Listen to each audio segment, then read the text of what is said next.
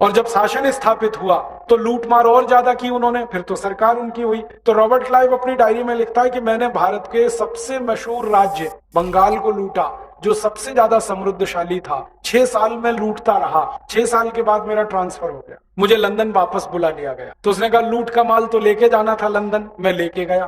तो लूट का माल ये जो लंदन लेके गया, तब इसने एक बेईमानी की। बेईमानी क्या की कि राजा को कुछ नहीं दिया, जबकि हिस्सा देना था राजा को लूट का, और राजा के कर्मचारियों को भी नहीं दिया। तो राजा ने इसके खिलाफ एक मुकदमा चलवाया। उस मुकदमे की सुनवाई में रॉबर्ट क्लाइव से पूछा गया कि तुम भारत से क्या लूट कर लाए? तो उसने कहा कि मैं सोने के सिक्के लाया, चांदी के सिक्के लाया, हीरे जवाहरात लाया। कितना लेके आए? तो उसने कहा गिना तो नहीं है, लेकिन अंदाजा बता सकता हूँ। तो कितना? तो उसने कहा भारत से सोने के सिक्के लंदन लाने के लिए, हीरे जवाहरात लंदन लाने के लिए पानी के 900 जहाज मैंने किराए पर लिए। पानी के 900 जहाज मैंने किराए पर लिए, तब मैं पूरा माल लंदन लेके आया। तो अंग्रेजों का राजा उछल गया। उसने कहा 900 जहाज? हाँ, नाव तो नहीं। उसने कहा जहाज। तो फिर उससे पूछा गया एक जहाज में कितना माल आता है? उसने कहा 60 से 70 मीट्रिक टन एक जहाज में इतना माल आए। ऐसे 900 जहाज लूट कर मैं लाया हूं भारत से। आप अंदाजा लगाओ, एक अंग्रेज ने लूटा हुआ ये था सोने के सिक्के, चांदी के सिक्के, हीरे जवाहरात। उसका मैंने आज के हिसाब से आकलन किया कि अगर वो 900 जहाज पानी के सोना ही गया हो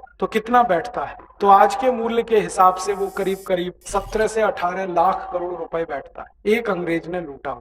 फिर क्या हुआ?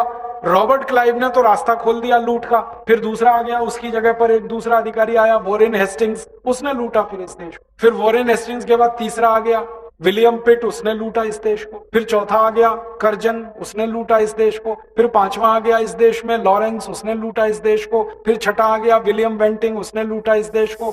ऐसे 84 अंग्रेज गवर्नर जनरल आते रहे, लूटते ही रहे इस देश को। और वो जो लूट मची इस देश में, उसमें ये देश गरीब हो गया। ये देश गरीब नहीं था, क्योंकि अंग्रेजों के इतिहासकारों ने भारत पर जो रिसर्च की है, ऐसे 200 इतिहासकार हुए इंग्लैंड। विलियम डिग्बी हुआ, विलियम डेरिलिम्पल हुआ, जे कैंपवेल हुआ। ऐसे अंग्रेजों के 200 से ज्यादा बड़े रिसर्च स्कॉलर हुए जिन्होंने भारत पर रिसर्च की, और उन सब ने एक बात लिखी है कि भारत सोने की चिड़िया नहीं, सोने का महासागर है। हम कहते रहते हैं ना सोने की चिड़िया, सोने की चिड़िया। विलियम डेरिलिम्पल कहता है कि सोने की चिड़िया नहीं, सोने का महासागर था।